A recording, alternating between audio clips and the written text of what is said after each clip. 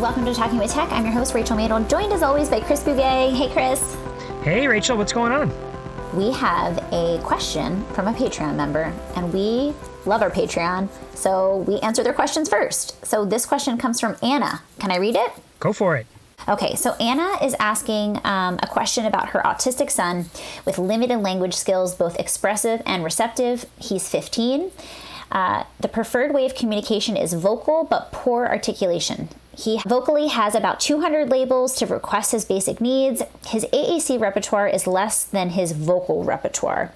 It's just happened that all those years he was attending a top-notch, that was in air quotes, private one-on-one ABA school, where SLPs were BCBAs or were trained by BCBAs.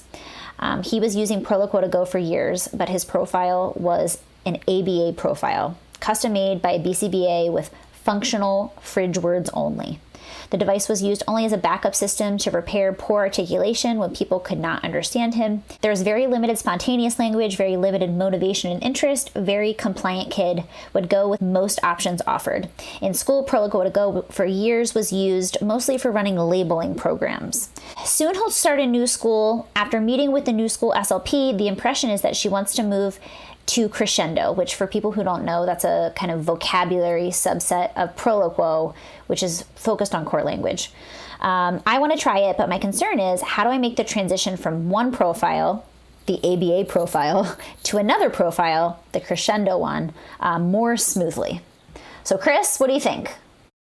Yeah, well, okay. So there's a lot going on here. And let me just say, it sounds very, sadly, typical. So if this is any consolation, Anna, I think your son out here is not unique in the fact that there are probably lots of other 15-year-olds that were invited to be invited is a soft word, were placed in a situation where they were in I love how she puts it in quotes, top-notch private ABA school.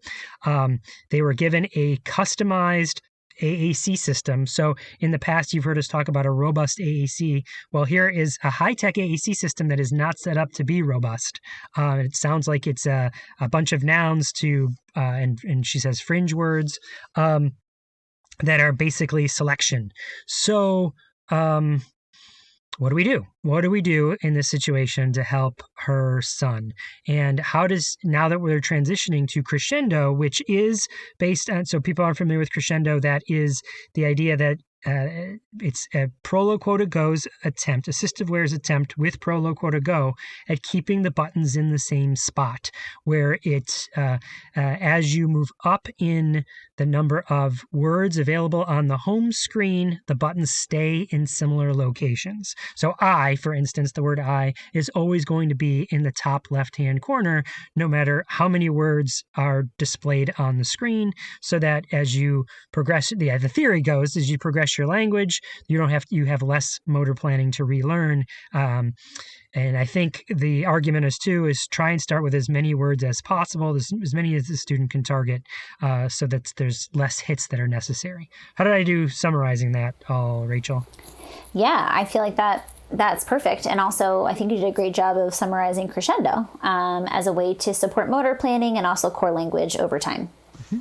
So, the question really comes here is they want to try it in this new school. It sort of makes sense. We're starting in a new environment with a new tool, a new set of educators. That sounds like, I mean, even if they were in the old environment, switching to something that is more robust makes a lot of sense. But it makes a lot of sense, especially here, and then maybe even have a greater opportunity because there's a lot of newness happening here for this student, for this learner. So, how would they implement it? I think one of the first things that we might want to be thinking about is introducing it in the environment without any expectation of the student, the learner, to use it at all. How does that sound? Yes. I mean, I think that should be kind of the way we go into any type of AAC, but unfortunately, I think that there's probably been about a lot of compliance-based expectations with the use of this AAC system. Knowing what we know about ABA, knowing what we know about the functions of communication, which it seems like is mostly labeling and requesting for the student. There's been a high level of expectation around, tell me what this thing is, tell me what you want. And so I think, part of it is like loosening the reins a little bit and showing this student how, we can model language without the expectation he does anything. Because I'm guessing that the students had a lot of expectations around communication and using the system, which can, be really stressful for students. So in this case, this is a mother that's writing us. So in response to mom, as you're implementing this, you could just be sitting on the couch next to your child using it. At dinner time, have it on the table and you use it, just to bring it into the environment and lowering the immediate expectation that you're going to use this too. That's the long-term game, is that you'll use it too, but let's just let other people use it. When you get in the car, maybe have it on the front seat, pull it up and say go, and then put it down. And again, real low expectation at first that he immediately use it. Same thing with teachers. Okay, we're going to read a book and someone's going to sit next to you and they're going to model, and occasionally we're just going to let it sit there between us, maybe gesture, like use it if you want to use it, but very low pressure. Did I summarize that well, Rachel? Yes, I think that the key here is very low pressure. I also wanted to talk about, this mom says that there's very limited spontaneous language and limited motivation and interests. So I think that whenever you're trialing a new system or you're transitioning into a new system, even though we're keeping the same system, we're dramatically changing the look of it, the function of it, the language in it. And so I think that we have to be really careful about, doing that as an easy transition. It's not like we, take away something that a student knows really well and we start with something immediately new. We can start slowly integrating it. I think there's ways you could probably set up the system so that it has some of the similarities of, the old, if you will, system. What's nice about Prolo Quota Go is that you can actually copy buttons. So you could copy all of his, favorite foods, for example, take whatever he is specifically interested in and, put them into the new crescendo vocabulary. But the other thing I want to talk about is how can we just help the student become more of an independent communicator? Because, sure, I would love to see the student, being modeled core language and all of those things. And I think that's awesome. And like, yay, SLP, who's like looking at this system thinking, actually, we need to do something better for this student and something more, which is what Crescendo is doing, right? It's access to more core language. But I feel like part of the challenge is, how do we teach the student who's now 15 how to become more independent and spontaneous? What that tells me is that he's gotten over prompted, and we've scaffolded the learning for him so intensively, and we haven't given him enough space and time to actually independently initiate with us, because we're not seeing a lot of spontaneous language. So we can talk about the system all day long, but really, whether he sticks with this old system or goes with a new system, we need to really talk about the roadblock here, which is, how do we get this student more independently initiating communication, even if it's just with fringe or nouns. And again, it goes back to, how do we provide, using a least to most prompting hierarchy, the optimal level of support to get a student more independently, autonomously communicating.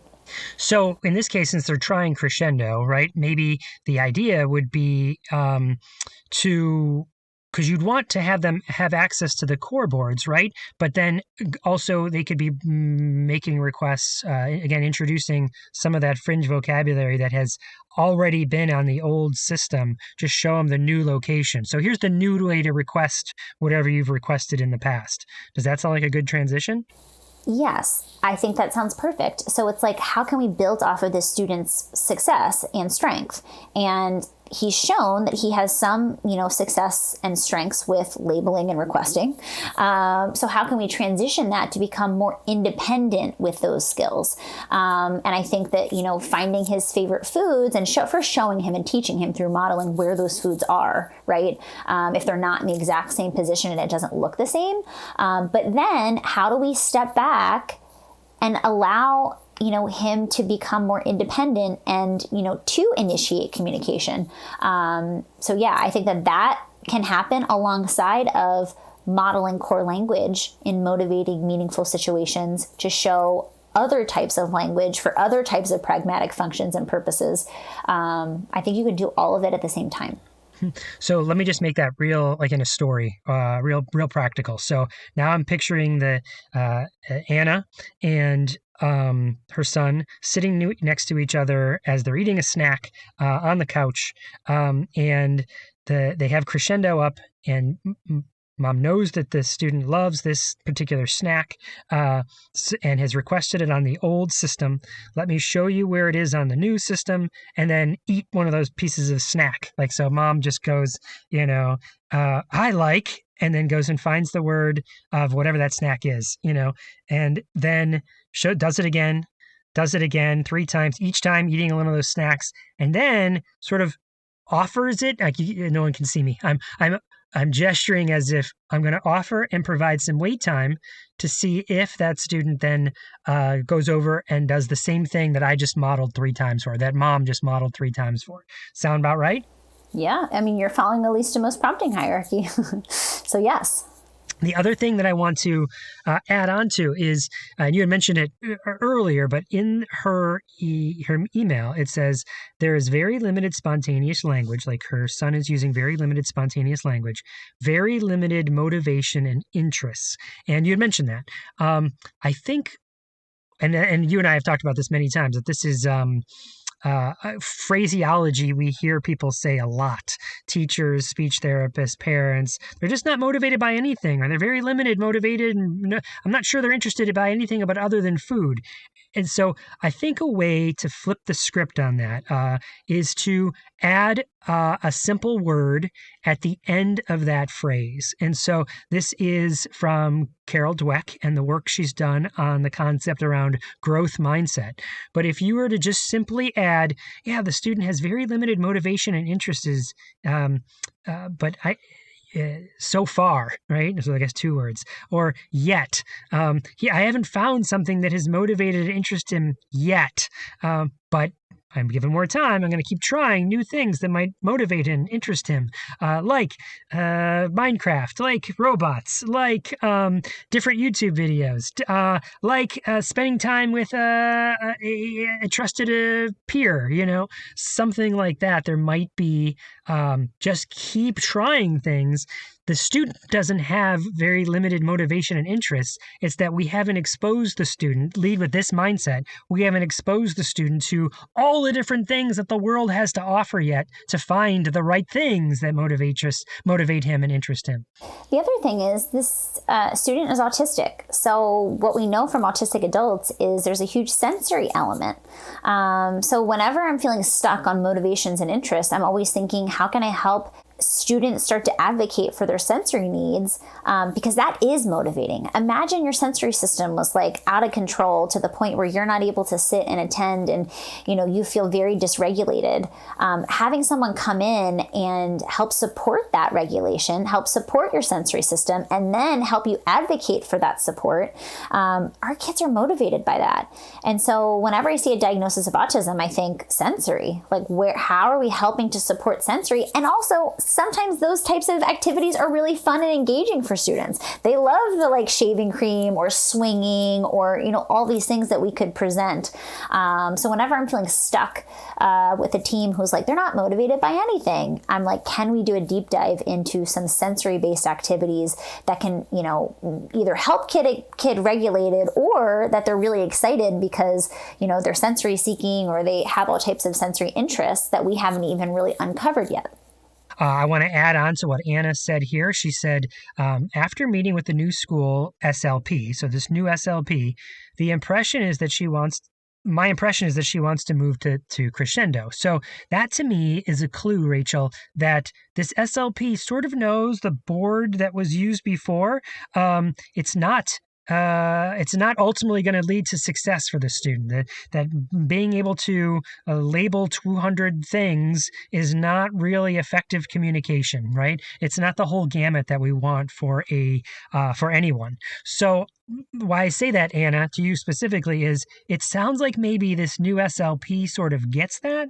I would say the way it's written here is the impression is, I would say, have a frank conversation with that SLP, see where that SLP wants to go, and even in a broader sense, not just the SLP, but the teacher, the entire team supporting your student, so you can all be on the same page about why they're thinking crescendo, why they're thinking probably most likely a more robust language system than just a bunch of a choice board that talks out loud, which is what it sounds like the previous system was set up to be. This SLP sounds like they have some experience here. Lean into that and trust them. One more thing I'll add, Chris. So this student does have verbal speech. So I feel like that's an important element here. It has, limited language skills, but does have, the ability to label and request, about 200 words, but with poor articulation. So that's a huge element to this. It says that the device was being used to repair communication breakdowns. We also can think about this device as a way to teach language concepts, especially core vocabulary.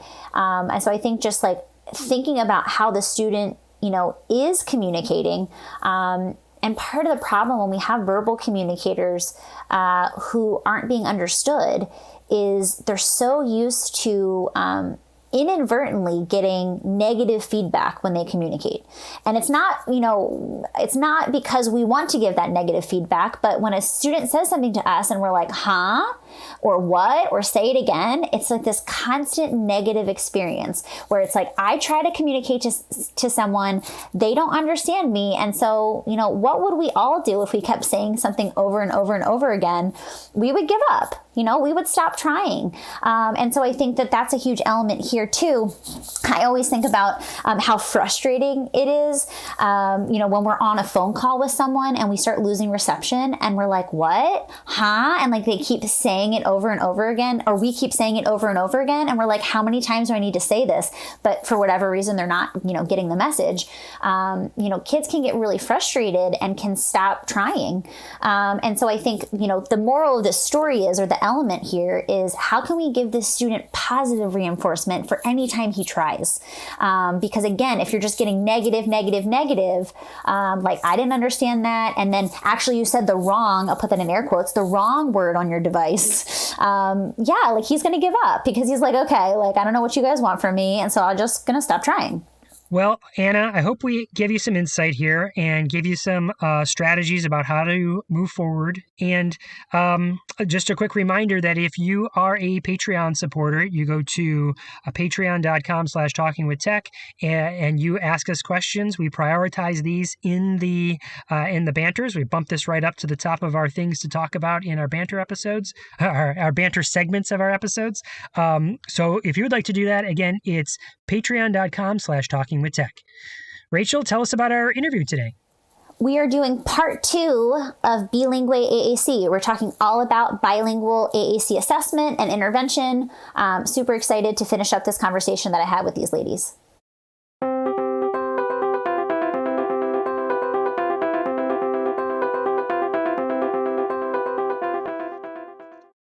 Hello, my name is Lance McLemore, and I am a team member with Impact Voices. AAC users make up a very small percentage of the population. We are scattered, isolated, and rarely or never get to meet anyone like us. This makes it difficult to impossible to have a community. Impact Voices helps to fill in that gap. Impact Voices is a non-profit organization who supports, empowers, and connects AAC users worldwide. Impact Voices connects AAC users together to empower them to make an impact in their community. Impact Voices creates a space where AAC users of different abilities and experience come together to talk, laugh, encourage each other, and enjoy the company of others like ourselves. For more information on impact voices and to get involved, visit our website, connect with us on Facebook, Instagram, and LinkedIn.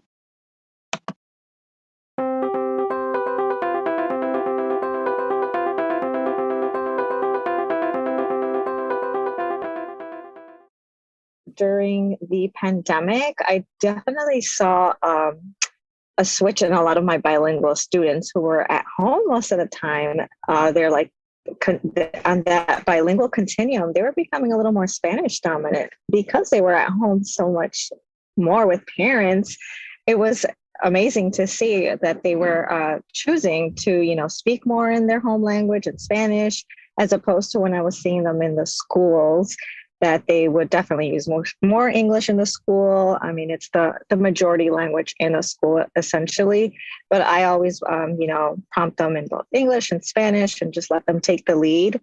And typically, more than not, they do use English more so. But it was really great to see and hear them use their home language once they were at home, because they were being exposed to more Spanish and being modeled more Spanish at home. Yeah, I feel like we learned a lot during the pandemic about what's happening at home, and we had opportunities to do a lot more crossover between school and home, which I think is really important. When we're thinking about modeling, so say for my student who knows agua, not water, let's talk about modeling on AAC. We know that's how students who use AAC learn AAC. Are we modeling in both languages? Does it matter, to do both? Are there certain situations where, yes, you'd model in both languages? It feels like modeling is already hard enough to get our communication partners doing. So having the extra layer of like, now toggle to Spanish, now toggle back to English. Talk to me about like the real day-to-day in the life stuff that our clinicians, and listeners are experiencing. I can share. So this is how I do bilingual therapy. I do one day in Spanish, and then I model one entire day in English. And it's usually when I'm pushing in and all the academic vocabulary is already in English. And Maria can talk a little bit more about like the cross-linguistic approach versus a bilingual approach. But there's so many different ways you can go about it. But that's my day-to-day is I will literally, if I see them twice a week, for example, my Spanish day is my pull-out day. And then my English day, I push in and I model language that way. And I always, if available, I have a light tech board that they have at their disposal in English and Spanish. Okay, so what I'm hearing is that we're just kind of immersing in a single language, not necessarily teaching the word in both English and Spanish. Yeah, so there's different ways that we can approach teaching another language, right? The form that Alma just described, which is one day teaching in English and the other day teaching in Spanish, that's something called the cross-linguistic approach of teaching, I guess, two languages. That is something that someone that's a native speaker of the language could definitely do, right? Because I speak Spanish, I can teach one day in Spanish, and then tomorrow I can speak in English. The other approach is something called the bilingual approach, and that is teaching both languages at the same time. So it's similar to what you were describing of like going from the word agua and then going to water and then kind of, making the relationship that these two words mean the same thing. Our templates, our whole work that we're trying to do is based on this bilingual approach because we do understand that the monolingual SLP does not know the other language, right? So we have in mind that English is going to be happening and then Spanish is going to be implemented but to model certain words, high frequency words that we've listed, right? So if it's water, it'll be agua and water, and that's how the modeling will go. So I would say that for a monolingual SLP, the closest that we can get to is bilingual approach. So always with the umbrella of English, but trying to implement our Spanish in there to support their language development. What I typically do in my therapies too is depending on the low tech board that I'm using, whether it be a Unity or it be a word power one, I like to print it double-sided. If it is available in another language, I'll do English on one side and Spanish on the other, for example. And I have those readily available when I am doing that bilingual approach within my therapy. And I just flip it over and model the word that I just did in English, do it in Spanish, or I'll flip it over and vice versa. That's a really good idea. I like this idea of like having both sides. I mean, it's similar to kind of the toggle feature that's available. So, kind of to summarize, it sounds like there's obviously if you're bilingual and you have that ability to instruct in one language and then the other, you can do that kind of immersive therapy. For many of our listeners, I'm sure there's many people out there who are monolingual. So being able to kind of slow down the process for us monolingual SLPs also feels like, you can kind of toggle back and forth and try to kind of teach. This does mean the same thing. Do you think that there's a certain kind of client or population of student who would need that support in both languages to make that association? And if so, like, what does that look like?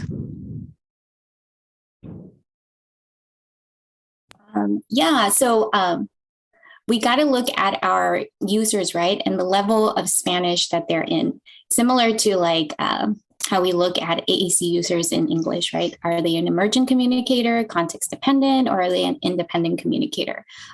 When we're talking about for a monolingual SLP, there's just so much that she will be able to model because she doesn't know the language, right? So I would definitely say that for a monolingual, if you're just starting, you don't know the language, you would be targeting someone that's an emergent communicator, and or even a context-dependent communicator, because you can really.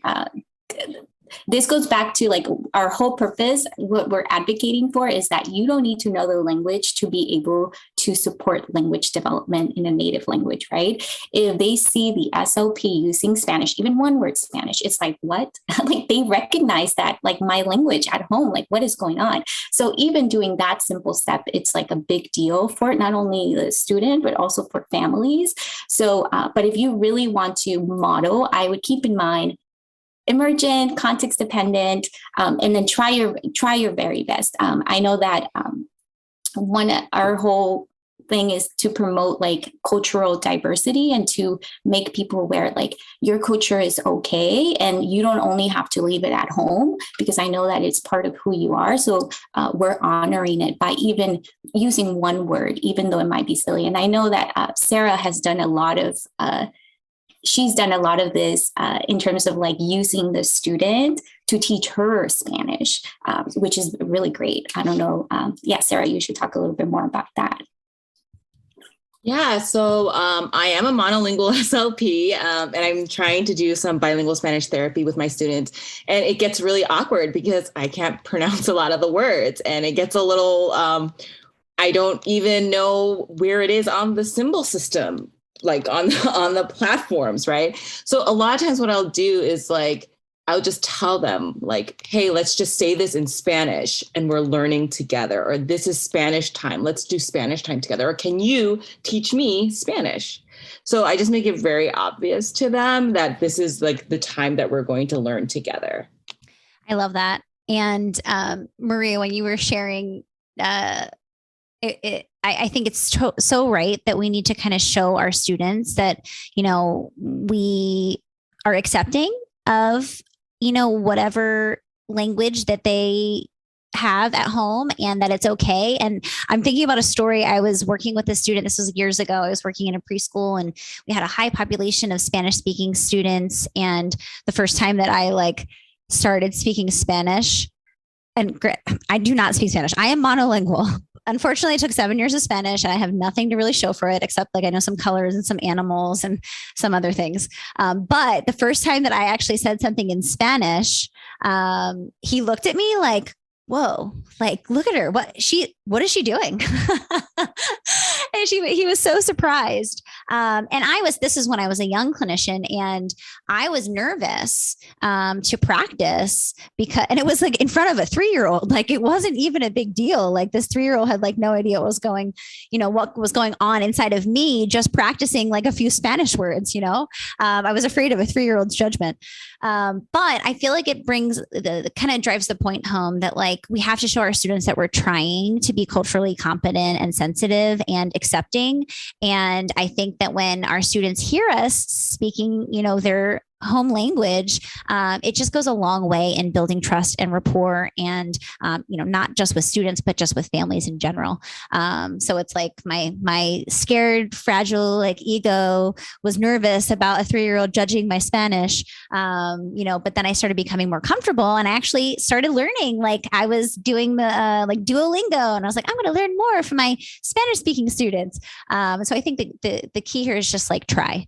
Like, if you have a student who speaks another language, one word is better than no words. And so just try to find kind of a common ground, and that can actually take you really far. Alma, did you have something to say? I was just going to add that that's kind of the basis of Bilingual AAC. We want the monolingual SLP to feel empowered, to empower the families to continue the home language at home. And even if you know a few words, I feel like after spending some time with Spanish speakers, you will catch on to some words, and you should feel confident to model for these emergent communicators, especially because you have a device that sometimes the pronunciation is off, but sometimes it's actually pretty clear. So, you can learn from the device itself how to speak another language. And I was going to circle back to your question about like which user. There's studies out there by Marika King, I think at Georgia State, if I'm not mistaken, that found that 4 to 6-year-olds are able to toggle between or understand the differences between a Spanish overlay and an English overlay. So really the age doesn't matter. Any client is able to learn bilingual AAC. And there's research by McNamara 2018 that found that complex communicators can be bilingual. So there's nothing to suggest to not do it. Yeah. And I want to kind of talk about that next. Oftentimes we're hearing so many limiting beliefs just in general for our kids with complex communication needs. But then we add the bilingual piece, and it's like, no, like they don't even know English. Like, how could we possibly introduce 2 languages? So can you guys speak to kind of the myths surrounding bilingualism, and this idea that like, if we're introducing 2 languages, that we're going to confuse students? So yeah, the one that Alma just mentioned was one that was debunked by McNamara. Ellen McNamara, was that bilingual children with developmental disabilities and complex communication needs should just focus on the one language. And the research shows that bilingualism has no detrimental effect to their linguistic, their cognitive, or social development of children, including those who use AAC.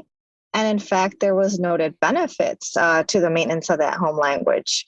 And there was actually harm that was caused by depriving a child access to their home language. And I learned of this term, I guess, maybe in the last 2 years, I don't really remember when, but forced monolingualism. And I feel like that is such a strong term, right? Forced monolingualism. And essentially that's what is happening when you're telling a family, stick to one language or choose one language. Or another myth is, since students are receiving those AAC services in the schools and the languages of the schools is English, you want to ensure their academic and linguistic success. So you have their AAC system only in English, and that's not okay. And in fact, the research shows that bilingual students, they spend the majority of their time at home, not in the school setting. So they need to have access to that communication tools that are functional for them in their home environment or in their cultural community. Again, that research is just pointing to those benefits of reinforcing that primary language, not just with AAC, but even our bilingual children in general. Like, that basis in their home language is it's that foundation that helps them. The research shows it helps them to acquire a second language. I also want to kind of just mention that oftentimes we have families coming to us saying, I only want English, right? And so like, how can we as SLPs who understand bilingualism really advocate for the home language, and that it's not going to further delay or confuse or things like that. Obviously we hear these things from like teachers and, other people, but we also hear it from families, like really trying to force English only because they think that that's the only way that their child will be successful, in school. And so I think it's so important that we truly understand bilingualism as a field, and we can really advocate for the home language, with all of our students who are bilingual, but especially too, just our complex communicators, because I think there's that added layer of presuming that things are too complex already, right? So why would we add this additional complexity? But instead view it as not a complexity at all, but really the gateway to allowing students to really connect with their culture and their family, which is ultimately the work we do, right? Is like, it's sure we want kids to succeed with their academics and all these things, but at the end of the day, we're teaching kids communication skills so they can connect with the people that they love and the people that love them. And that's the family unit, those are the things that are constant. Everything else is changing. Teachers change, SLPs change, friends change, the family remains constant. And so really just advocating for that for families who don't know and who don't understand bilingualism, I think is important kind of to note. Yes, I agree. And I just wanted to say that these beliefs are deeply ingrained in a lot of communities because English is the language of success, right? So we truly do, or families, I truly understand where they're coming from. But it's also at the same time, like you mentioned, giving them the facts and the research, but ultimately leaving it up to them to choose what language they want to use. But it's like a hard myth to dismantle, definitely. Go ahead, Melissa. I always just try to decipher like where the parents are coming from too. Like, is this something they've heard from a pediatrician, which they really, they're not in an ill intention, but they're wrongfully giving these recommendations. And parents, especially depending on which culture they come from, they really value the knowledge of a doctor.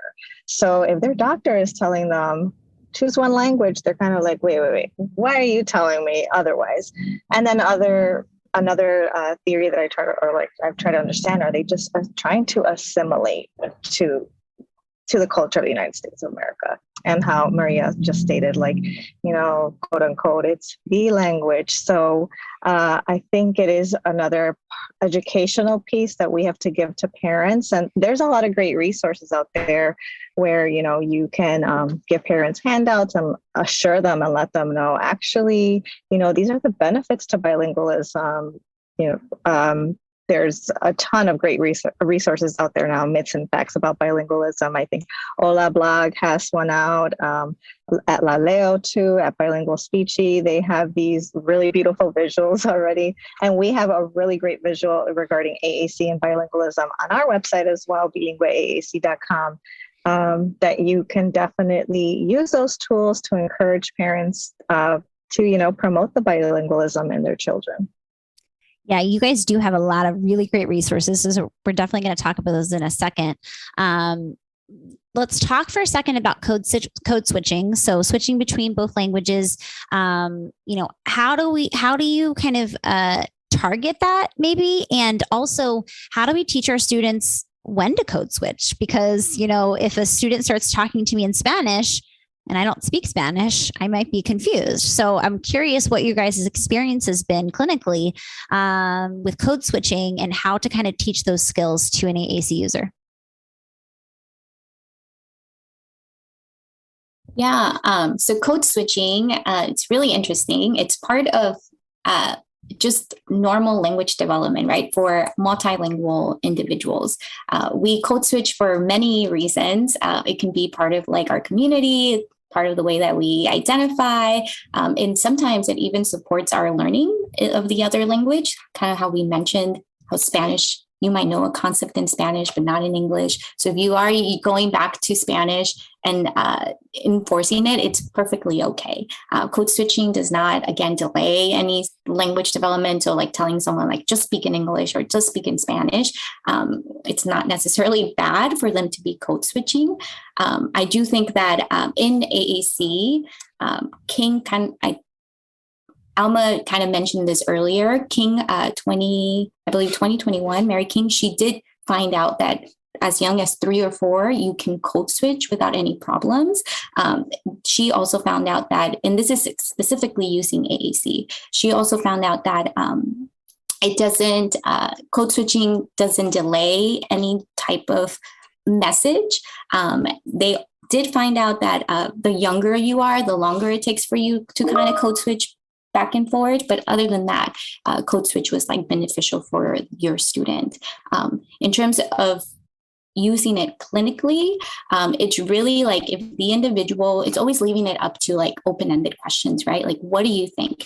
And if they decide to code switch and go tell you that concept in English, in Spanish, it's kind of nice the way that these systems are organized, because you can quickly go back and see like in the English vocabulary what that word is. And then you understand, oh, you're trying to say this. So you might model it back or recast in English, or you might, if you feel comfortable enough to model a sentence using Spanish, then you can do that as well. I love that. I had a student that I was doing another bilingual Spanish AAC assessment for, and I was speaking with the family, and they were saying that, they had English, they already had AAC set up, but they were trying to optimize it. And there were a lot of things that were challenging. They had like a scrolling homepage. The buttons were huge. I was like, this kid needs like a revamp. But one of the things they said is if he was using mostly English because that's what most people were modeling in. And, but if he didn't get a response in English, he would then go say it in Spanish. Like it was something he was super motivated by. Like this kid loved fast food. And so like his favorite things to talk about were like, go to McDonald's, go to Taco Bell. And so he would say it in English. And if no one was responding to him or not responding in a way that he liked, he would then go say it in Spanish, which I just thought was like a perfect example of how like our kids will, learn these skills naturally over time. Not to say we don't necessarily need to, do some explicit teaching around it. But it was just like so funny to me that he was able to then code switch and be like, okay, this didn't work. Will this work? That's an example of a perfectly bilingual thing that happens. Code switching is used normally by multilingual speakers to get their point across, or to say it in a funnier way. Like there might be a funnier vocabulary word to use it. And I do think there is some importance to the actual explicit teaching of like, this is this button. And like, now we're going to use like similar to how bilingual teachers in dual immersion classes might teach it. So I've seen some teachers, they have like their English hat and it's like, okay, it's English time now. So now we're going to, just teaching them that there is a button, first of all, and then what words they can find on there. And then we also have created a vocabulary inventory where we list foods and we ask parents and give examples of like what foods are particular to your heritage and your culture. And those are words we can add on, and they'll be in the Spanish page set. And so the student will learn, this is, you'll have your English words. You might have McDonald's on there as well. And then go into Spanish and have like your more traditional foods and your more like holiday types of foods. So that's a perfect example of code switching and why we should do it and the benefits to it. Yeah. Also, kind of something just popped into my head, Alma. I always had this idea that like, if I had it in Spanish, I need it in English. And if I need it in English, I need it in Spanish. But what I'm hearing you say is like, perhaps there's certain words and vocabulary that we need in Spanish that maybe we don't need that direct translation in English. And so really just figuring out, and working with communication partners and families on like, what does that look like? So you don't necessarily need to, because it does feel like overwhelming. I'm like, oh, we added in Spanish, now add it in English. But perhaps, there's some vocabulary that you don't necessarily need to have. You can have them in, the Spanish side and not necessarily the English side. Is that accurate? Yeah, I agree with you that there are some words that it's almost like inconvenient that I'm like, I can't believe I have to like reprogram this word. Like I just did it in Spanish. So there are some words, especially like academic language, right? If they're learning English in school, that you would have to put in Spanish. But yeah, I would say like there are some heritage foods there is no translation for it. So like, why would you put it in the English page set? It would be nice for them to understand, like you can easily switch back and say it, and it'll pronounce it actually in like your English voice. But this is like a Spanish word, essential to Spanish language. Yeah. Love it. Love it. Okay, ladies, is there anything that we haven't talked about that you think is important to add? Yeah, so we do have our website launched. It's bilingueaac.com. And we actually created some templates with the vocabulary word list of early developing Spanish speaking children that was developed by Soto and Cooper in 2021.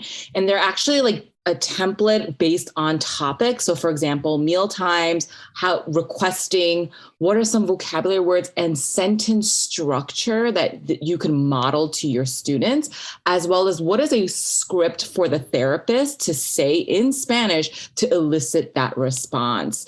So that's been really helpful for me as a monolingual therapist. I think I could do okay with one word, but then I don't know after that, right? And I also don't want to model incorrectly, which has happened a lot of times, and there is nobody around me to correct me because I'm literally there is no Spanish speaker maybe in my class. And so these templates I've used them personally to make sure that they're accurate. And I think those are, and we also have a parent questionnaire there. There's also very specific to the Spanish language that also upholds like cultural differences and holidays and foods. And we also have a framework there that's like a reminder of like, there's a kind of like a checklist steps of being like, did you first talk to the parents? Did you ask them these vocabulary lists? Like, what do the parents want? Just to like remind ourselves that this isn't really about us and really more about the family and the student. I love that. And I think that's a good takeaway is like, this is not about us, right?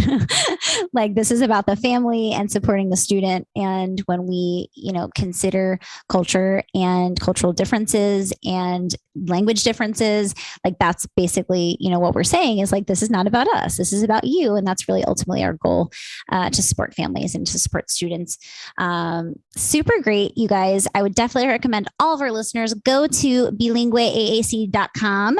We'll link to it in the show notes so you can see all their amazing free resources. Sarah, you just talked about like the templates, but there's so many free resources. And of course, they're both in English and Spanish.